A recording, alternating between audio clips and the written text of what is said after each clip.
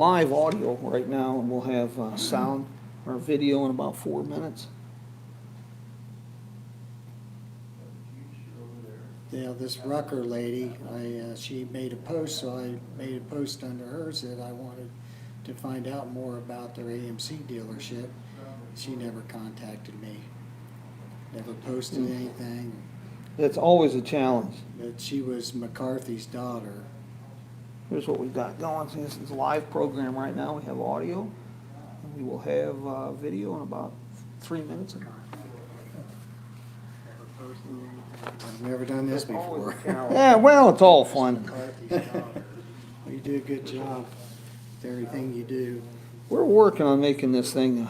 It's still kind of a Mayberry television program, but we're making some progress. And good morning, Andy. How are you doing today?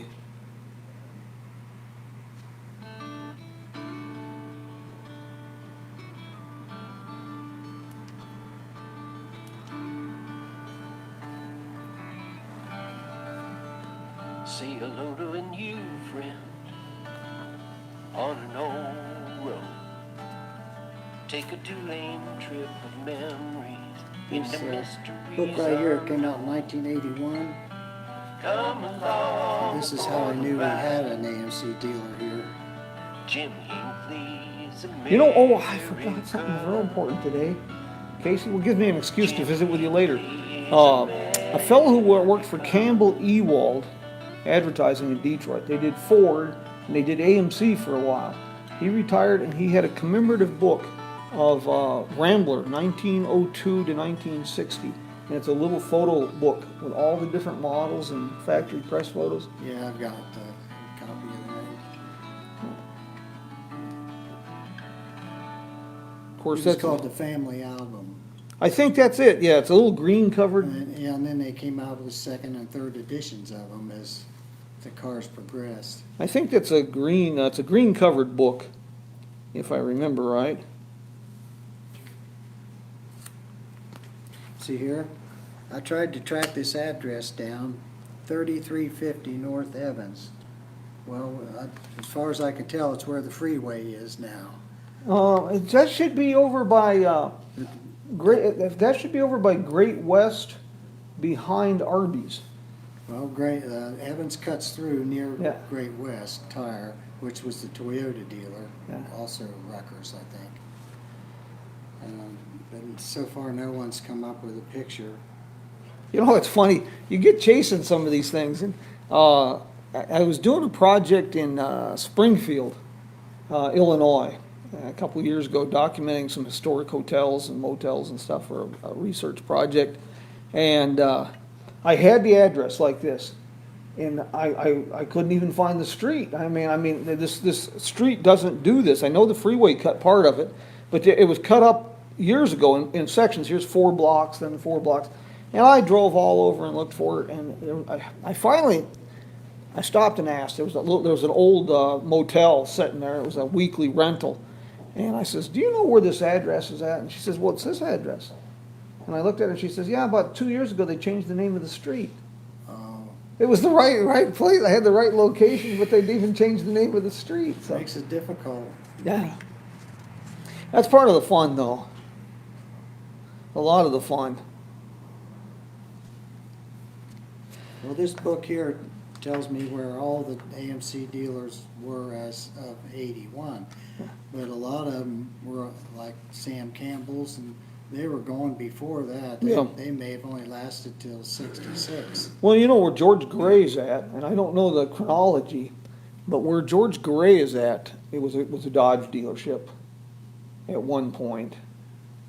Hey, good morning, everybody. We're with Casey McGowan today. We're down here at Dunton Motors Dream Machines, and we're going to be talking about AMC. And Casey's got an interesting project. He's trying to locate. He's got a Sherlock Holmes thing going. We're trying to find all these old dealerships in Kingman. And we were just talking about the evolution of the Chrysler and Dodge. You know, there was one dealership here on, I think it's 8th Street. Right. But at one point up there where George Gray is across from Quality Inn near Chadwick Drive, that was a Dodge dealership. In fact, he just painted over the ghost sign that said Dodge Plymouth. Oh, very interesting. But I don't know the chronology of that either. Well, hopefully someone out there will have a photo in their family album, and they'll send it to Andy Sampson at the museum, and then he will post it on Facebook for us. Yeah. Because Andy's good about that. And I know Andy's watching us this morning, so we're going to tell him, Andy. Andy and I have got a running joke about the Packard sign up here. Because we know that it was on the garage, which is now the Spokesman here on 2nd Street, just off Route 66. We have pictures of the Packard sign on that building. Uh-huh. And there's no evidence that Packard was ever in the Old Trails garage. As far as I've been able to tell, it would never has been. But we have, Elmer Graves has one matchbook that says Dukes Packard, and it has that address. And Elmer, who owns the building, he's worked there since 1938 off and on. He said that there was a short period of time when Duke moved from this location there that he was going to do, he was working on doing Packard out of the dealership. And then we also have Roy Dunton, who passed away. He owned Dunton Motors here. He claims that for a short period of time Packard was out of the old, but we can find nothing concrete, no tangible. And Andy, as you know, Old Happenings in Kingman, he comes up with all these newspaper. For 80 years, there's advertisements for the Old Trails garage. None of them mention Packard. So. Yeah, it's strange. Yeah. That Duke's moved at least 3 times that we know of. Yeah. Like every 2 or 3 years, he'd move to a different building for some reason. Maybe he got a little bit bigger building each time, probably. Was the dealership, the facility on South Front Street, which is now Topeka, and 4th Street, which was Route 66 and National Old Trails Road? I know that there's a picture of that being a Maxwell Chalmers dealership. Yeah, that street and that particular building goes way back to the very early days, and there were several different dealerships there through the years. In fact, one local told me that there was a Kaiser Fraser, and he also sold Nash and a couple other brands at that corner of 4th and Topeka. Is that body shop that's now there? They tore down the old dealership, right? Or and then they built that body shop? Is that Yeah, whatever building's there is gone and probably burned, who knows? Yeah. And they built that metal garage building, but all the dealerships, I think, were gone by the time that happened. It, as far as I know, it was E.J. McCarthy's body shop, garage body shop. Yeah. How long it was there, I don't know. So hopefully somebody will provide some more timeline information about it. Pretty interesting stuff. You get to chasing these histories, and it's a lot of it end up depending on memories, and it's just so convoluted sometimes. Yeah, I've had very hard time because every local I talk to has a different remembrance of where they were. Yeah. Let alone trying to figure out when they were there and how long. But your primary passion is for AMC products, right? I mean, you are definitely a aficionado of. I'm from Ohio, and I wrote for our American Motors Car Club newsletter for 11 years. So I wrote about several dealerships in Ohio, some going back to the blacksmith days. So it's very interesting. I like meeting the people and talking to the families about what used to be. I was really privileged when I went over and visited with you at your home, Rambler dealer signs, and of course I got to know Casey through chilling on Beale with not one but two Rambler Rogues. Right, the Rogues are kind of my special passion right now. Well, the Rambler Rogue is really quite a vehicle. You have the hardtop and the convertible. Right. And, now before that, it was they had a model just before the Rogue. They had the H. Yeah, the 440H. That was the top of the line until 66 and a half when the Rogue came out. And then the Rogue became the top of the line through 69. Yeah, okay. So 66 and a half, it's like the Mustang coming out in the middle of 64. They didn't make very many of them, maybe 4,000 and some altogether. And the vast majority of them were 6 cylinders. And I've heard that in 66 and a half, they only put the new 290 V8 in 500 cars. And that's spread out over the entire selection of models. So it could be a station wagon, a convertible, or a Rogue, or anything, but grand total, there are only 500 cars that had that V8. That's a scarce thing. I remember when I was a kid here, this would be back 75, we of course I was mostly into pickups, but I had a few little hot rod cars. I had a Pontiac 2+2, and a friend of mine had a Rambler Rogue with I can't remember if it was a 3 or 4-speed floor shift, but it was a V8. And yeah. Well, before the 290 cubic inch V8 came out in 66, AMC didn't have any performance image at all. It was known as a family car, Sure. an economy car, and they decided to capitalize on the muscle car movement and try to get involved in racing. And AMC people jumped in with both feet, got involved in Trans Am racing and drag racing, and they were very competitive. They built some very fast cars. But the thing that kicked off the high performance movement was the 290 V8 Rogue. That is the granddaddy of all AMC muscle cars. That's there was another one. See, what was it? The Sprint, the red, white, and blue edition they did in like '69. Was it '68, '69? Well, that's the Scrambler Rambler. Scrambler Rambler. That was it. That's the last year of the American body styles, and that was thought up by the Hearst Corporation. They approached AMC about building the Scrambler Rambler for them, and AMC said, yes, let's do it. And they made about 1,505, I think, Scrambler Ramblers.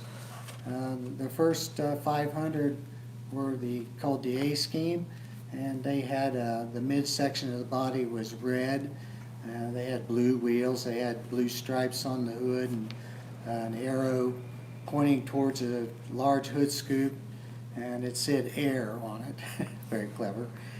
But they were very popular, so they made 500 more in a B scheme. They thought maybe it was too loud and they needed to tone it down, so they come out with a mostly white with red and blue stripes at the bottom, and they made 500 of those.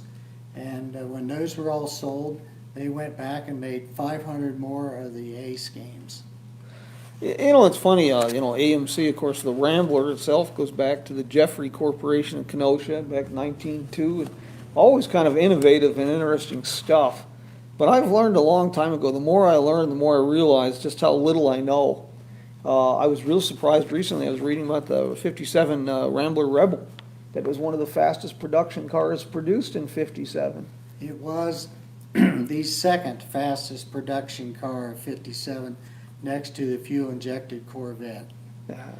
So 57 Rebels, they only came in 4-door hardtops, and they were like a pewter color and white, and I don't know how many they made of those, not too many. No.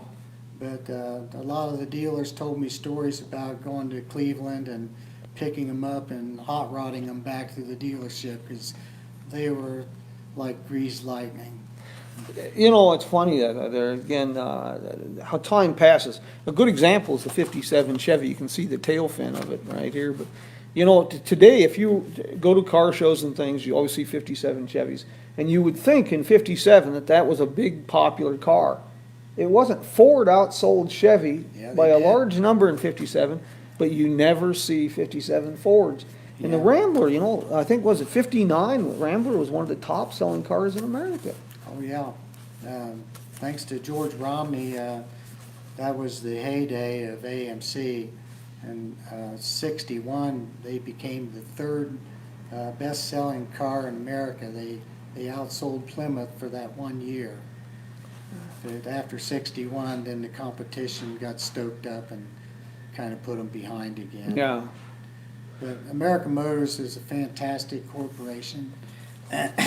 Everyone I've talked to that worked at American Motors has nothing but good things to say about the company. They all loved working here. And the designers were given free rein to do pretty much whatever they wanted. And that's the reason why we have some odd-looking cars like the Marlin and the Pacer, Yeah. because they were really going out of their way to get something that was different and yet would sell. Mm-hmm. Sometimes they succeeded, sometimes they didn't. But that's another story. Yeah, they did some great cars though, some fascinating stuff.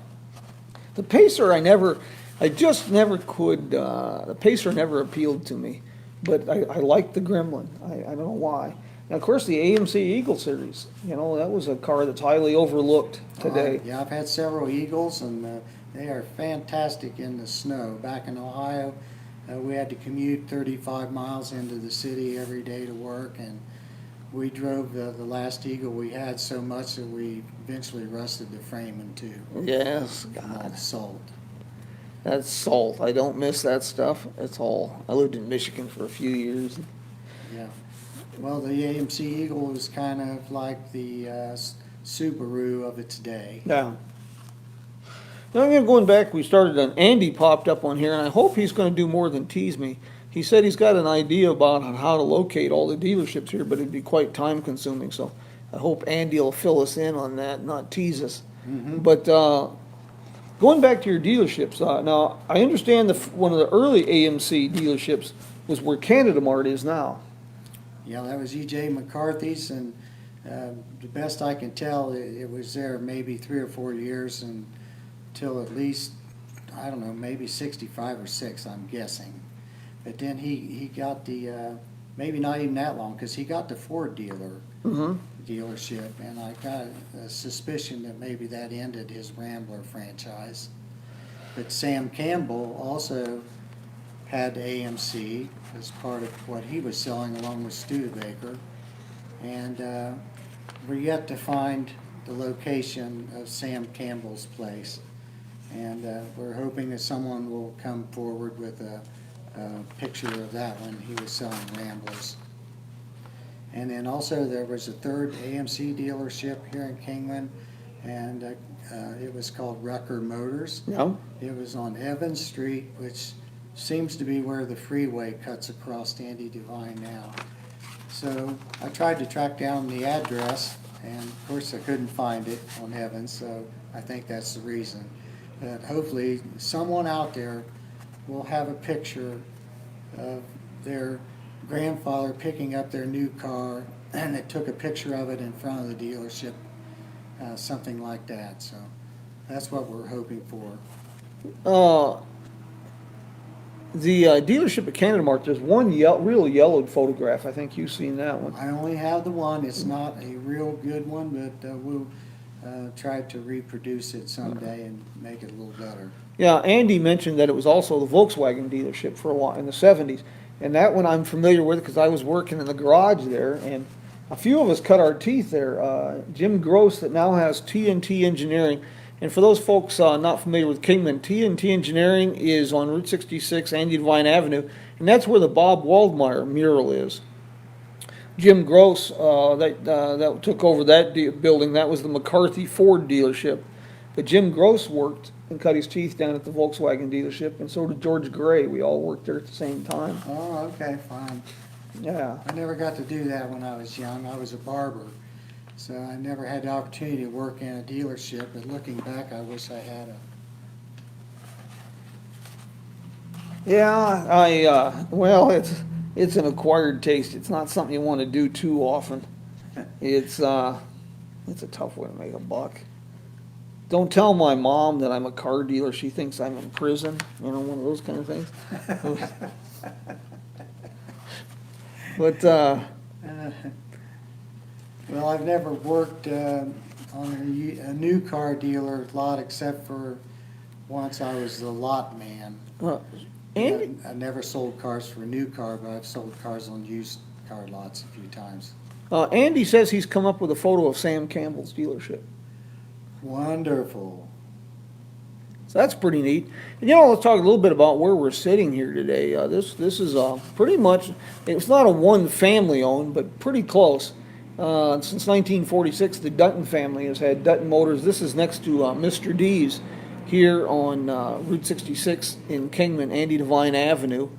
And started out as like Taylor Owen, then it was N.R. Dunton, and then Bidoff Dunton, and then Dunton Motors, and now, Yeah. of course, Taylor Owen was only here for a year, and then they probably moved to Vegas or something. Right. Another dealership.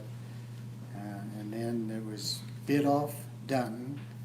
And Bidoff, I've read, went on to own dealerships in other cities too. he did, yeah. Bidoff was our Kingman's first mayor, and then he went on to had big dealerships in Vegas and Phoenix. And in our Dutton, it's kind of an interesting story. I understand that when he was working with Bidoff, they had, and Scott can correct me on that, but I believe they had a dealership down in toward Yuma too. They were down in that country. And this, of course, is another great little tidbit here on Dunton Motors. Started out as a Ford dealership, and then it was Edsel.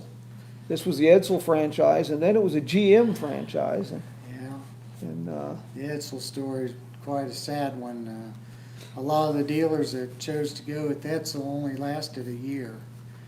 And after they found that Ford was going to discontinue the Edsel, a lot of them quickly got out of it and went to another brand to sell. I think it was McKay Hill, one of the writers in that period.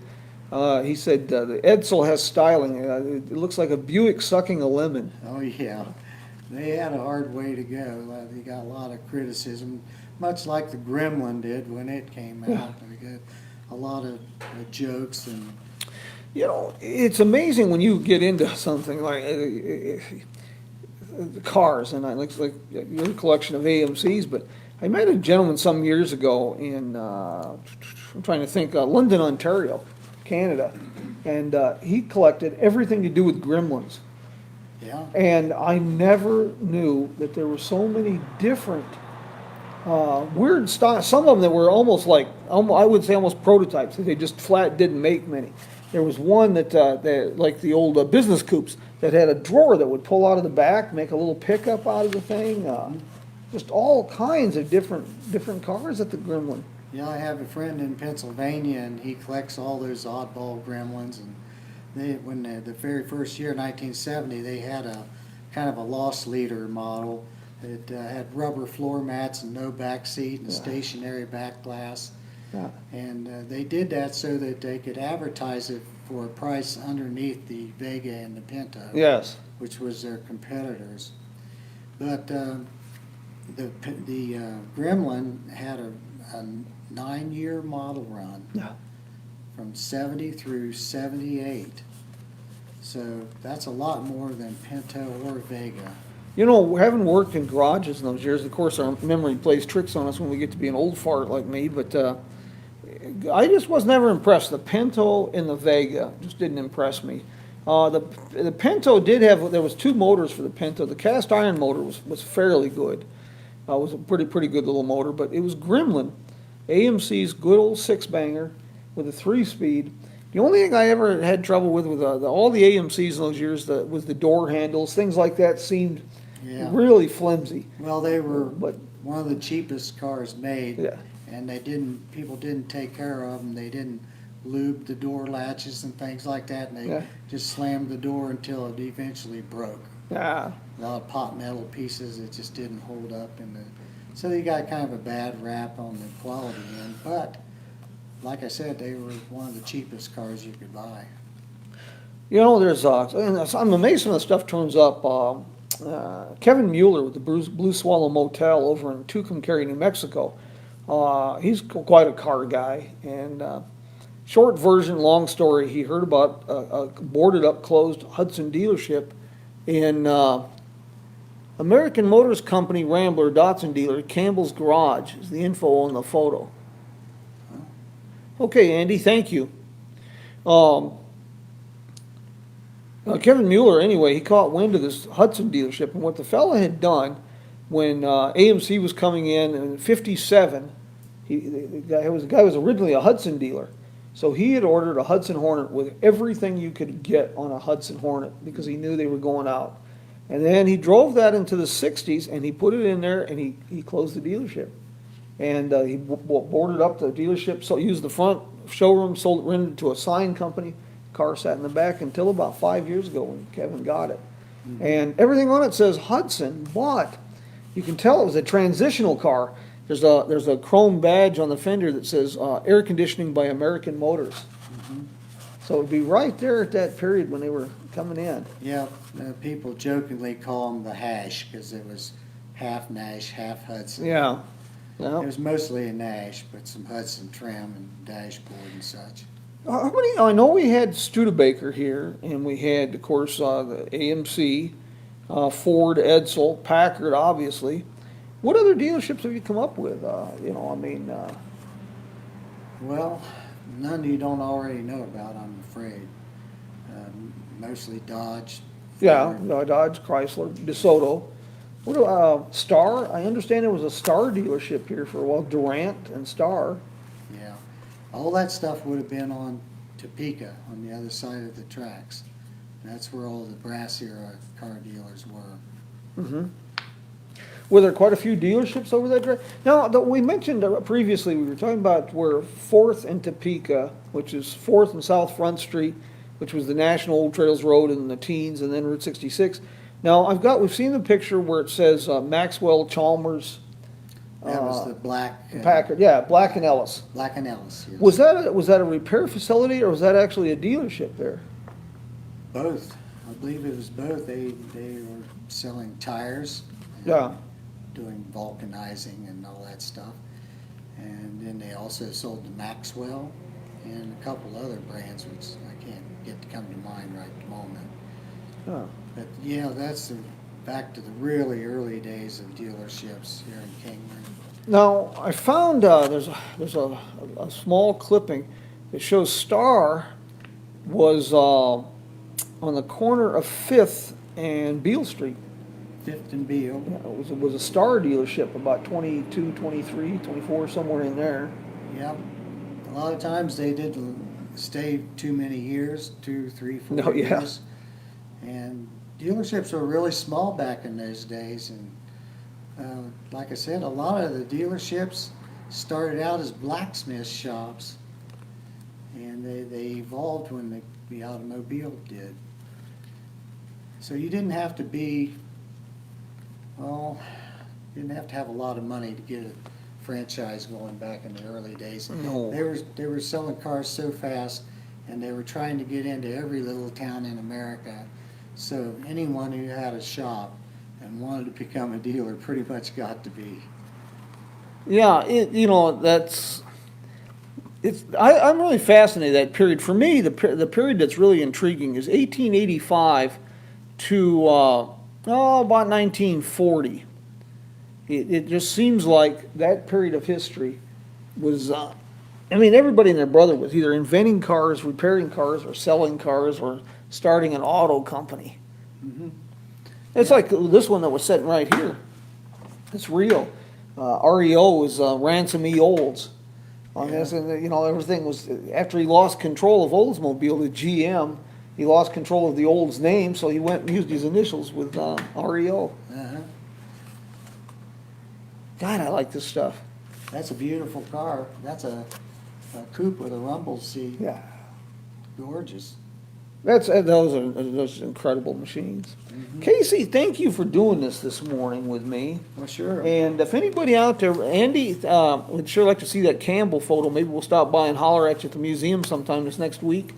But anybody out there that has any information on Kingman, Arizona dealerships, photos, dealer brochures, anything you have, drop me a note and I'll pass it along and share it with Kelvinator Nash, 1937. Thank you, Casey. But send me along any information you have about dealerships here in Kingman, and I'll make sure it gets to Casey, and we'll see if we can track down some of this history. Right, we'd like to write a little article, maybe 3 or 4 page article with pictures of what the dealership looked like back in the day, and then maybe what it looks like today. Yeah, very good. And you'll be down at Chillin' on Beale? Third Saturday in August is Chillin' on Beale, I downtown won't be there. Kingman? I'm going back to Ohio Oh, for okay. 3 months, and I won't be back till October. Oh, okay. So I caught you in time then. And then we'll start all this up again. You can always catch up with Casey when he's down at, you can, Jim, okay, thank you, Andy. Andy's gonna send me a copy of Sam Campbell's photo. When you Chillin' on Beale, it usually runs April through October, third Saturday of the month. October is a special event to coincide with Craig Parrish's motor tour. But you can always catch up when Casey's down there, because you'll see a Javelin or a Rambler Rogue or something just a tad bit different from AMC. Right, I always try to bring my cars out to our local shows to try to draw other AMC people out. Yeah. And show them that people are interested in seeing our cars. And usually they're very fascinated with them because they just never see them. So if you're out there and you have an AMC here in Kingman, please start coming to our Chillin' on Beale shows. Will you be you'll be driving back to Ohio? I'll be going back and work on all my AMC projects I have back in Newark, Ohio. Well, I've got a little something to suggest for you. When you go to Tucumcari, of course, Kevin Mueller has the Hudson Hornet, but his neighbor at the David Brenner at the Roadrunner Lodge, you might stop and holler at him. He just pulled out of I don't know where he came up with it, a bare bones basic 62, 63 Rambler American with 10,000 original miles on it. Oh, wow, yeah. It's a neat little car. Mm-hmm. Well, Casey, thanks for doing this morning, and safe travels back to Ohio. Well, sure, and if people are interested, maybe we can do another session of AMC talk. Yeah, maybe we'll get together in your garage sometime with that nice big Rambler sign behind us as a backdrop. 'Cause I think people would sure like to see some of these Ramblers. Yeah, I'd love to stir up some interest here in Kingman. Casey, thank you very much. Thanks for everybody for joining us. Thank you, Jen. We'll be back next week. We got some more stuff coming up, and stay tuned. I got a story I'll be posting pretty soon about the Chrysler Imperial that I teased you with yesterday, and then we got some live programs coming up from the road pretty soon. Take care, folks. We'll see you soon.